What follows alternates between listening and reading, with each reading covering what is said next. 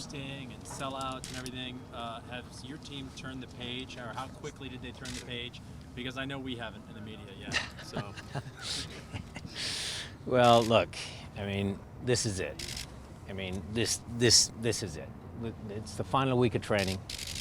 It's the final game of what has been a little bit of a roller coaster ride season, up and down. Start off great, up and down in the middle, but we're ending on a strong note. So I think the guys are a little anxious. They're ready. Obviously, the turnout here is great. I mean, we all appreciate it. We understand that this is going to be a really special event, and so I think there's a lot of mixed emotions. But the players and the coaching staff, we're ready. I've been talking to a couple of your former guys, and they said that they've noticed a little bit more fire in you in some of your TV appearances, and they said that they think that maybe you haven't gotten the credit that you deserve around the league, and maybe that's part of the motivator. Do you agree with that premise? How do you feel about that idea that maybe you've been overlooked? I have some antagonists that get me fired up at times, but that one's a little old story, so I'll move on. I'm happy that the guys are actually listening to me, because after years of hearing me speak, I'm sure they don't want to listen to me anymore. My motivation, my tenor, my tone, my thing is I believe the same as who I am. I don't think I've changed much. I mean, obviously the hubbubaloo about the after game, after LAFC. I mean, some of that sort of stuff I reflect on. Bob and I have the utmost respect for him. I would never want to disparage any coach in this league. I told you guys that this league is hard. I think Bob, Tata, Mateus, all those guys, they're pushing the envelope as far as coaching is concerned. And guys like myself, local guys, good story, yeah, whatever, but it drives us to be better. It drives me to be better. I've already said this a million times, but I'll repeat it one more time. Gonzo and Jimmy are taking their pro licenses. Precky's going for his revision for UEFA Pro. They drive the level of our coaching up higher at this club. And so you kind of get all that, you mix all that up, and out sometimes pops emotion, because it is an emotional time of the year. But I think I'm still the same. Do you feel more confident in your ability to sort of go toe-to-toe with anybody in this league than you did in 2016 when you first came in? I think I've always been confident that I could coach in this league. I had a couple of great mentors early on, Jimmy Gabriel, Alan Hinton.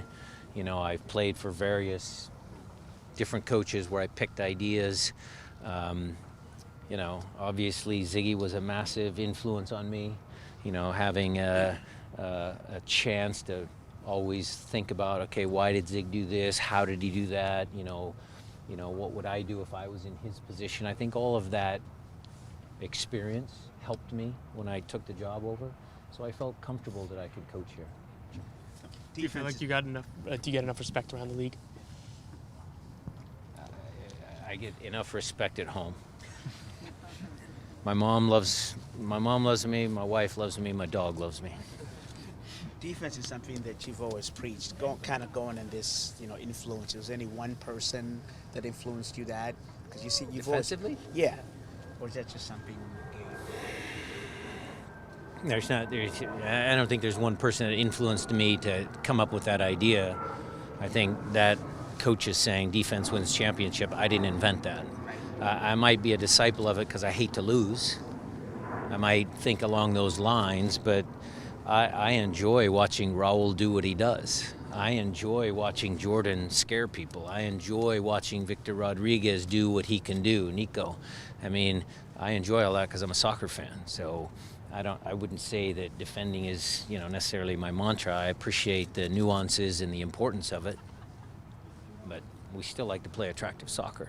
Coach, defensively, how much of what you did against Carlos Bella could you replicate to handle a guy like as well? Okay, good question, because they're a little different players. But saying is Pozuelo going to play as that false nine? What does Carlos do? Where are the heat maps of both players? They are pretty similar, so that's a good catch. I think that, the team Toronto versus the team LAFC poses different challenges. And so we've kind of looked at it from a team perspective. Later in the week, we'll make sure that the individual players get enough film on Pozuelo, his movements, his style, all that sort of stuff. We'll have plenty of film on it, and we'll make adjustments as we need to. Jozy Altidore made some comments about his ability to play. Do you take those comments at face value? Do you put it in the mind games category? How do you no, not mind games, because Greg's a good guy. I don't think he plays mind games. But look, whether Jozy plays or not, we'll be prepared. I expect that it's the last game. This is it. It's the last game of the year. I'm suspecting he's going to be involved in some way. We haven't gotten to know Raul super well since he got here. He's not a big interview guy.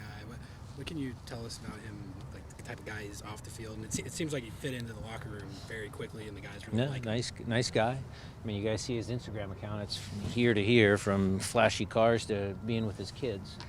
I mean, he fits in great. He's a nice man, he's a family man. He's done everything that we have asked of him, So we're extremely ecstatic to have him and have him in a good run of form. He does seem to be a good family man, but he does seem to, I think that he was called on the broadcast as a stone cold assassin. How do you sort of square those two sides of him? I don't know. I mean, look, on the field, he's intense.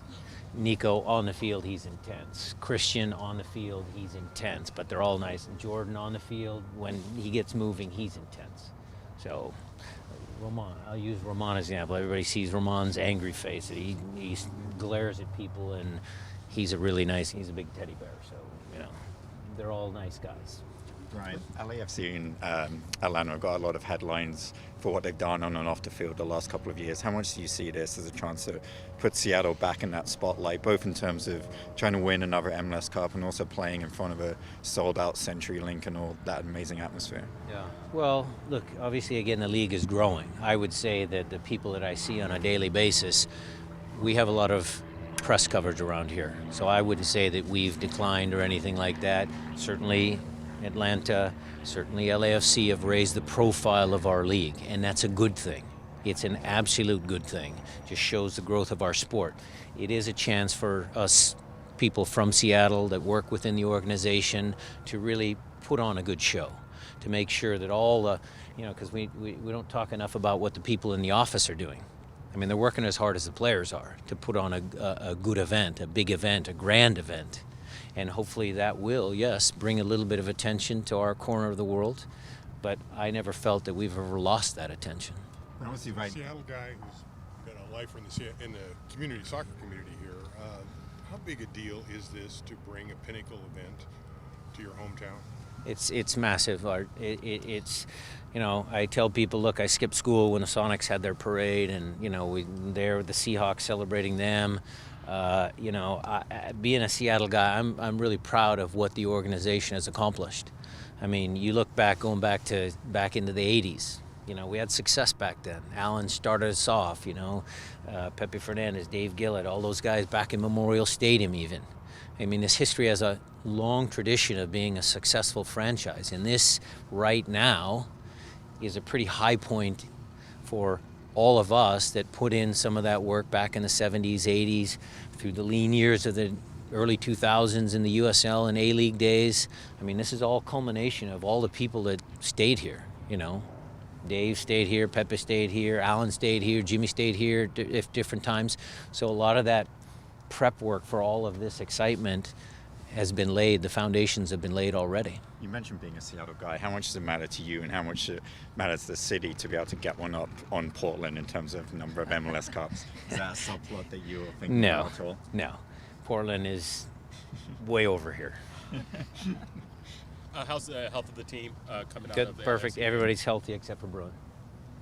You said last week that you wanted to remain a normal week. I know this is the first day getting back at training, but can you feel like this can be a normal week with all of us here and everything going on this week? It's not normal because of the amount of people, but we're going to try and make it as normal as possible. We've never ran away from any sort of fear or confrontation or challenge or just doing our jobs. We understand that this is part of our job. This is a big event. It's a big game. The players know. Alex and Matt have done a great job of preparing the players to make sure they're prepped for the interviews. They know what's happening.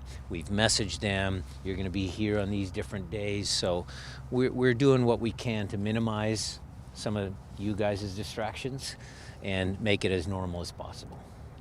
You mentioned the Seattle guy. Pepe stayed. Jimmy stayed. What are you doing to create this team created with 5 different continents all over the United States, and many of them are becoming Seattle guys? What is it that creates that kind of culture that they buy into this community? Well, I think, Dave, one of the things is, look, it's November what? What are we today? The 6th? I mean, it's a gorgeous day out here. This is a beautiful place to live and raise families, and it's a safe, growing city. It's a tremendous area. You open up not just the city of Seattle, Tacoma, up north, Puget Sound, the mountains. There's a lot of reasons why those players stayed.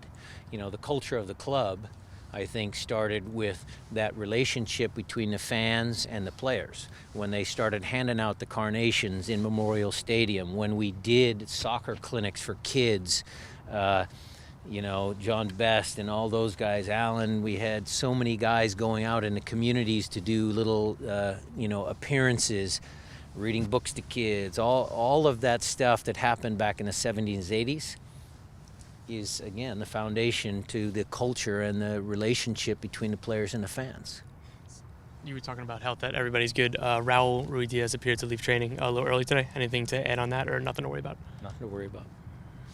Brian, with as many minutes as Stephen Fry has played not only this year but in several years now, how important has his consistency been to you guys? Well, I would change the question. I would say his level of play. How important is that? It's been extremely important.